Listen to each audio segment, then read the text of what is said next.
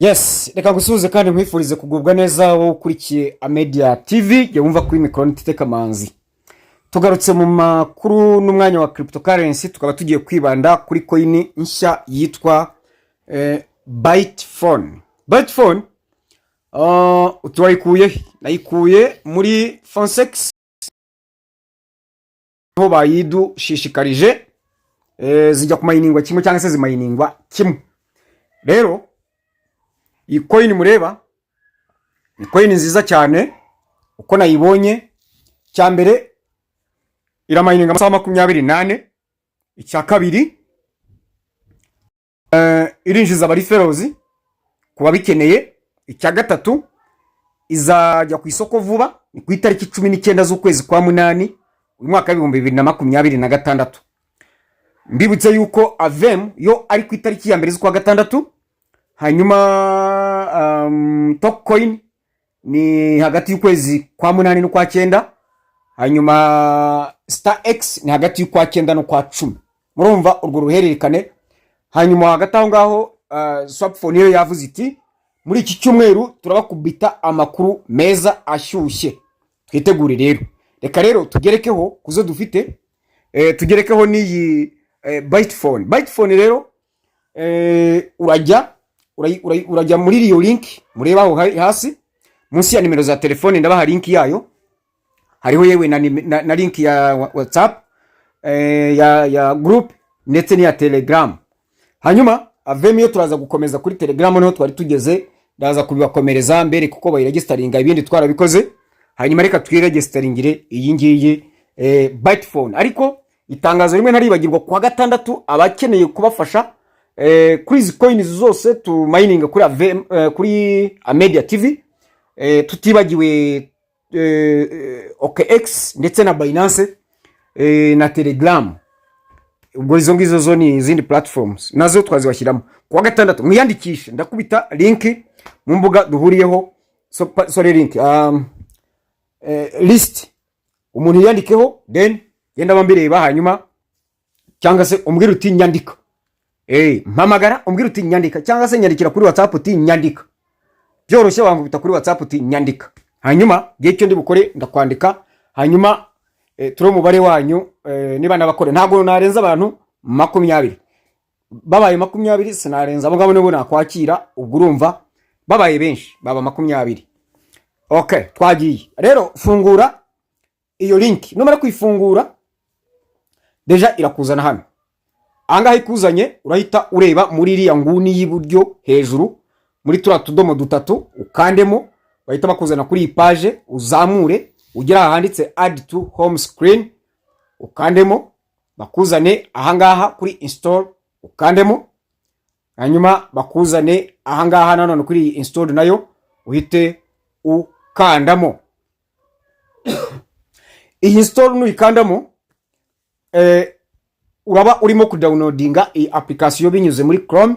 Nirangira hariya hejuru nerekeje fresh na vivuye arakwereka ngo app installed. Hanyuma uhite uhanaguramo ibyo wakoze byose, ugiye muri telefone ufungure application yawe ngiyi. Bifungure, numara kuyifungura ihite ikwereka ngo got it, ukanda hano kuri got it. Hanyuma bakwinjirize ahangaha, bahita bakwereka ahangaha ngo hagiye ahangaha login with Google. Aha rero numara gukandamo barahita baguhitishamo email. Numara guhitamo email ushaka bahita bakuzanira page, ukande hariya hasi iburyo handitse continue. Numara gukandamo barahita bakuzana kuri iyi tableau, uhita ukanda hariya hagati handitse tap to begin, hariya handitse mine, ukandemo. Hanyuma itangire kumayininga na amasaha 28, baguha 24. Hanyuma rero ushobora no kurifaringa abantu. Hanyuma rero ugeze hano nibwo ushobora guhita uza ahangaha kuri dashboard nyine, ukamanuka hasi ukareba hariya handitse ngo friend, handitse friends, hari ukandamo. Yukanzemo bahita bakuzana ahangaha handitse, hari handitse ngo grow your mining rate. Hari irani link munsi yaho uyikopiye then ugende ujye kuyishyira kuri groupe kuri ku muntu ushaka yuko yinjira. Rero ngaya nguko naka ngaka ni mukagerageze turebe yuko ari icyo twakuramo. Hanyuma kugira ngo ngane ku musozo ndagira ngo ngire ikintu nsaba abantu. Cyambere mbasaba nugukanda subscribe ku muntu utari wayikora kandi ikorwa rimwe. Icya kabiri buri wese ndamusaba kuri buri nkuru n'ikiganiro cyangwa ikiganiro ujye ukanda like, icyo kigiye ku ruhande. Ikindi ngira ngo mbasabe ni ikintu kijyanye n'uburyo bwo kubafasha. Uburyo dukoranamo ni uburyo bubiri. Uburyo bwa mbere ni uburyo bwo kubaha amakuru cyangwa kubereka igikorwa uko gikorwa, tukagifata tukagishyira hano kuri channel, noneho nawe ugakurikira ukabikurikiza, kandi benshi barabikora pe, ndabashima. Uburyo rero bwa kabiri ni uburyo bwo kugufasha mu buryo bw'imbona nkubone mu gihe ubikeneye, nabyo turabikora. Ariko ubwo buryo ndagira ngo mbamenyeshe yuko burimo kugenda bugabanya umurego, kubera ko tugomba kumenyera gukurikira ibyo tugomba kwikorera. Kubera ko ngewe ntago muzahora mumbona, yewe sinange Kamara, wenda n'abandi barabafasha, ariko ku ruhare rwanjye nirwo ndimo kuvugaho. Ntago muzahora mumbona, ahubwo telefone zacu nizo zigomba gusigara zikora akazi. Nta muntu ubona ahubwo umwumva akanakwereka n'ibyo ugomba gukora. Ndafata urugero, televiziyo, abanyamakuru, YouTube, kereka wenda nk'iyo baje kuri tele. Ariko bataje kuri tele, ninde wari wabona abanyamakuru ba televiziyo usibye baje kuri tele? Hahandi batunganya inkuru kugeza bayisohoye. Urumva babifite studio babikoreramo, si ngombwa ko ubabona. Cyangwa se ngo baratangaza amakuru ku gasozi hara ku Karubanda, no, si ngombwa kubabona. Rero iki tugomba kukimenyera, tukacyumva kandi tukacyubaha. Uburyo bwa gatatu wenda nibwo akundi mbafasha online kuri telefone, ariko uwo mwanya nawo ni muke, kubera ko kenshi dukoresha video call. Hari igihe ufasha umuntu ugasanga uricuza impamvu wabyemeye, kubera yuko uburyo abasobanukiwe ibyo bintu nakasa mutwe. Rero mugomba gushyira imbaraga cyane, ugasanga nkoresha umwanya munini ntari gukoresha ku kantu gato cyane, tukareyoberanwa pe, swate internet cyangwa telefone ye cyangwa nawe ubwe. Urumva? Rero ikindi nsoze mbabwira ngo nimukosore telefone zanyu. Nimudakosora telefone zanyu, nukuri murahura n'ibibazo.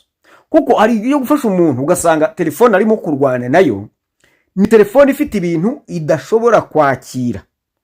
Wanamubwira uti hari ibyo ugomba gusibamo kugira ngo ibingibi ukeneye bitanga umusaruro, akada ugasanga ryamye ku kantu k'agafoto kaka video katanabona neza, ukayoberwa ikintu kamwinjiriza ni igiki.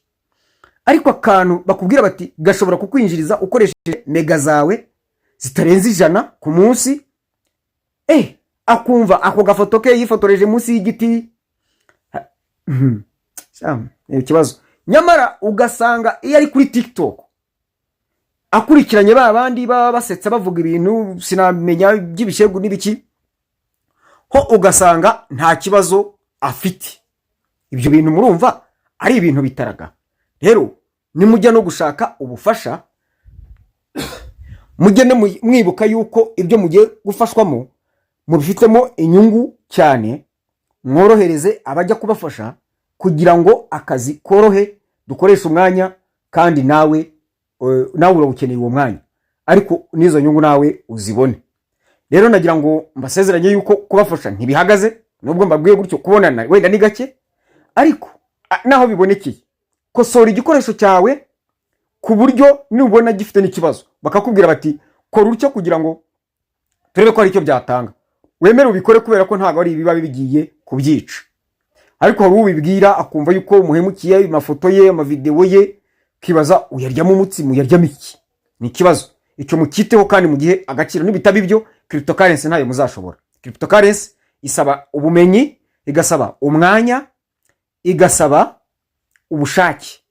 Noneho ubushobozi bwo turabuhorana, kuko ikisaba ubushobozi buke cyane. Mega ni nke cyane, 100 ku munsi rya gukorera kuri bikeyi ushobora gukora kugira ngo uvuga iti kamfate nk'abingahe nk'ibi numvise by'ingenzi. Pi network, Avem network, Tocoin, Star X, wenda kanshyiremo naka ngaka ka Swapphone cyangwa se ka Bytephone.